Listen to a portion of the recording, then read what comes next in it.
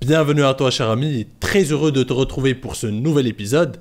Et aujourd'hui, une vidéo qui sort un peu de l'ordinaire. Aujourd'hui, on réagit ensemble aux propos d'une femme qui est complètement dans le déni. Alors cette femme nous parle de l'expérience de vie, du moment où on se sent prêt pour une relation, pour fonder sa famille, pour se marier, pour réussir dans le business, etc., etc. Et on va voir ses propos, on va les analyser. Et surtout, au-delà de cette femme, ce qui va m'intéresser encore plus, c'est à travers ses propos, à travers ce qu'elle avance dans cette vidéo, essayer d'analyser la psychologie féminine, essayer de comprendre ce que ça nous dit de la psychologie féminine, de comment une femme pense finalement ses relations, ses choix de vie en termes de relations amoureuses. Donc, on démarre sans plus tarder. Les propos de cette femme sont en anglais, mais ne t'inquiète pas, pour ceux qui ne sont pas bilingues, cher ami, je vais prendre le temps de traduire rapidement ce qu'elle dit avant d'enchaîner avec l'analyse. Donc on démarre tout de suite. It's really never too late, especially when you're talking about 30s and 40s, because you start building your confidence and you're grounded when you're 30s and 40s. I feel like you can create so much more in that age than in your...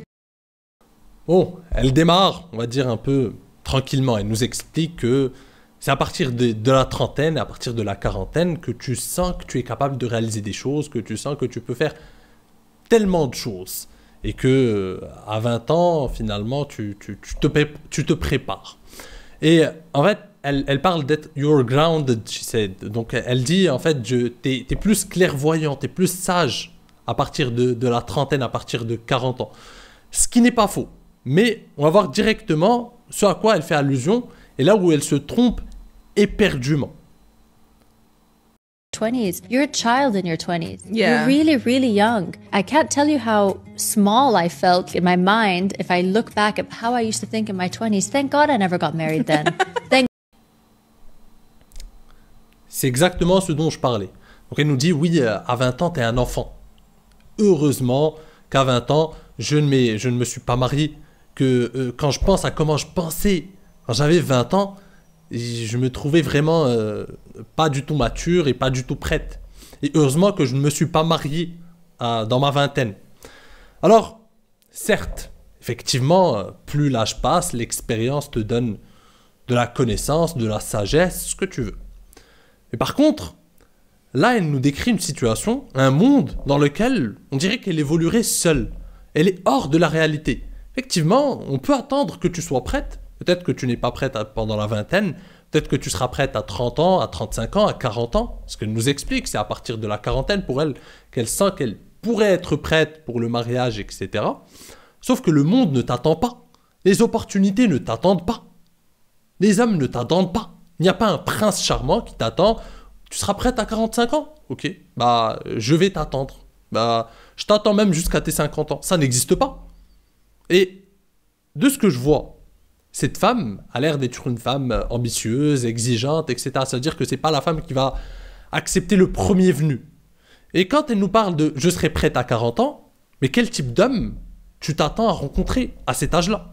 Un gars qui a un minimum de réussite, qui a un minimum d'options à 40 ans, et qui n'est pas encore marié, qui est encore célibataire, ne va pas choisir une femme de 40 ans.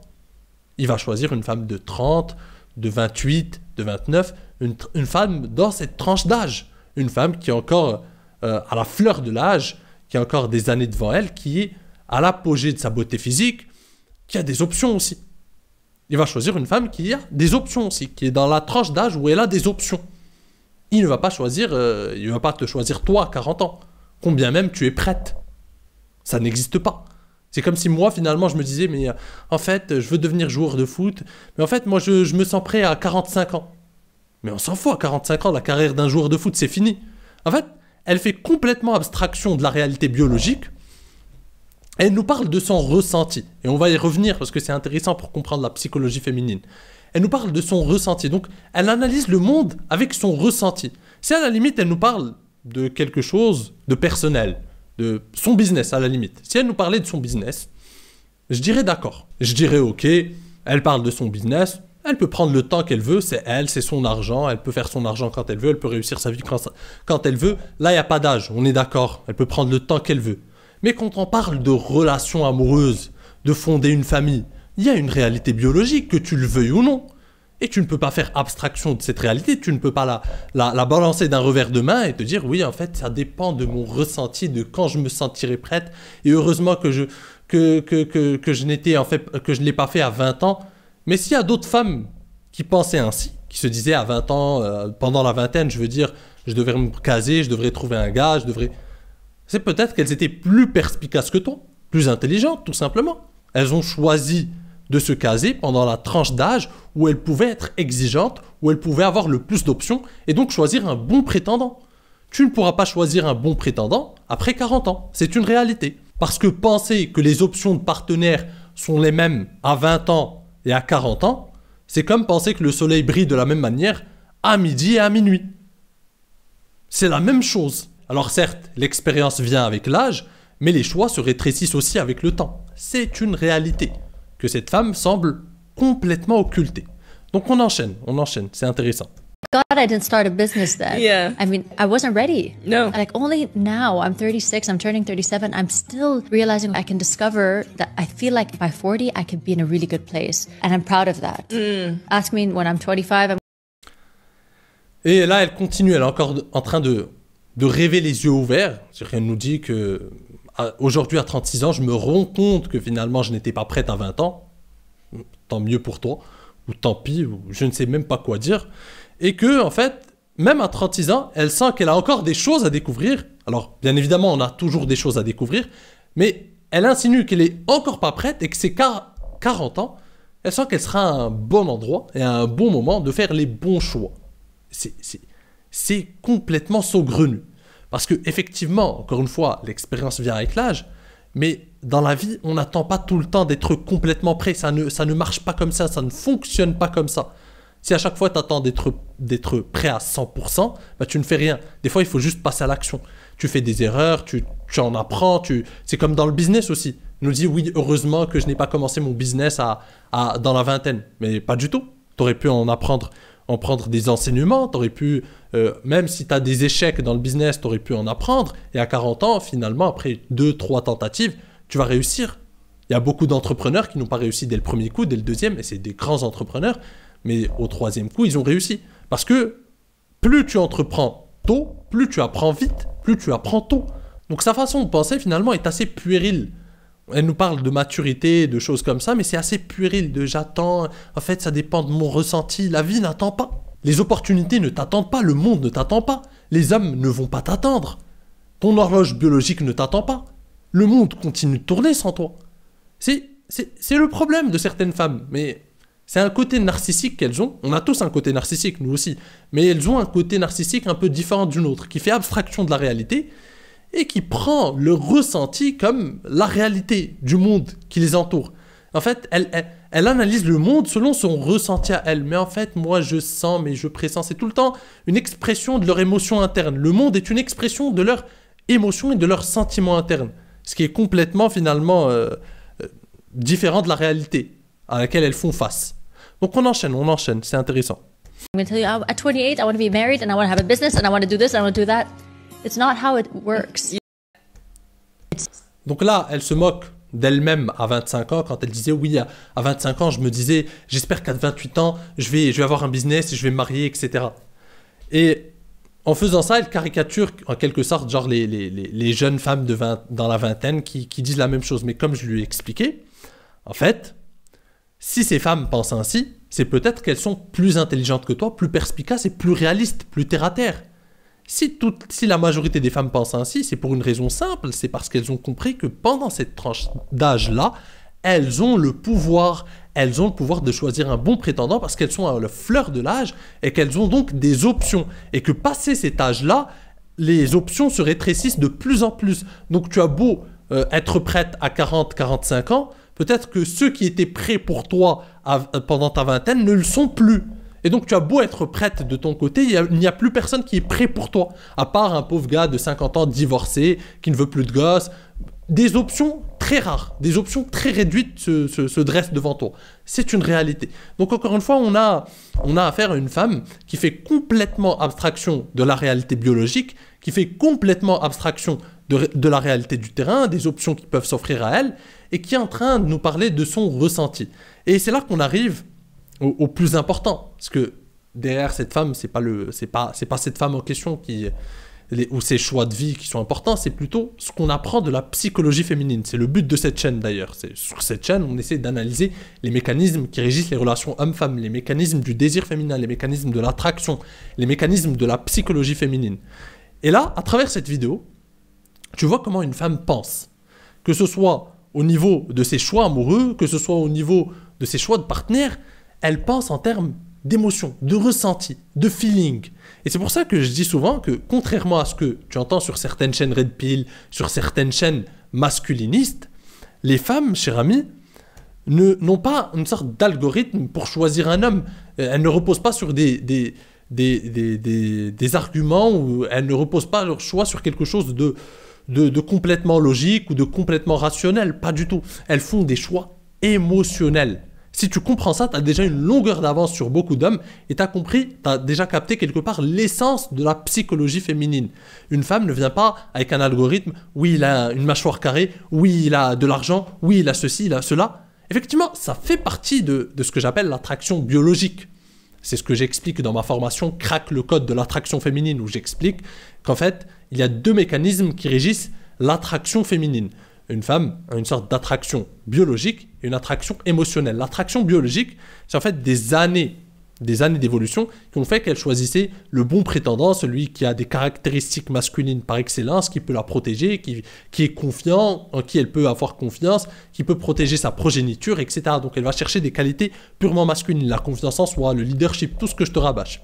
Mais il y a une la deuxième facette de l'attraction féminine, c'est l'attraction émotionnelle. C'est-à-dire que l'attraction, elle va être attirée par ce qui l'attire émotionnellement. Et c'est là que tu comprends que si tu sais parler aux émotions d'une femme, si tu sais taquiner une femme, si tu sais créer une connexion émotionnelle profonde avec une femme, si tu sais créer cette vibe, ce feeling avec une femme, eh bien, tu as beaucoup plus de chances de réussite qu'avec simplement l'attraction biologique avec des caractéristiques brutes. Et celui qui sait parler aux émotions d'une femme influence grandement son choix. Parce qu'au final, elle se rappellera de quoi? De ce qu'elle a ressenti à tes côtés. Du feeling. Pourquoi les femmes parlent de feeling? J'ai pas de feeling avec lui. Pourquoi c'est comme ça qu'elle dit. Elle se retrouve devant un gars, et pourtant ce gars, il est beau gosse, il a tout ce qu'il faut. Et pourtant, elle te dit, il n'y a pas eu de feeling. Parce que au final, elle ne retient que le ressenti. C'est exactement ce que cette femme fait. Elle ne parle pas du marché des relations hommes-femmes, de comment ça fonctionne, de la réalité biologique. Elle fait complètement abstraction de ça. Elle parle de son ressenti, de comment, si elle se sent prête, pas prête, etc. Eh bien, c'est pareil. Lors de ses choix amoureux, une femme fait beaucoup moins confiance à sa partie rationnelle qu'à sa partie émotionnelle, paradoxalement. C'est comme ça qu'une femme fonctionne selon ses émotions. Et donc, elle va sentir s'il y a un feeling, s'il y a une connexion émotionnelle. Et ça va jouer en ta faveur.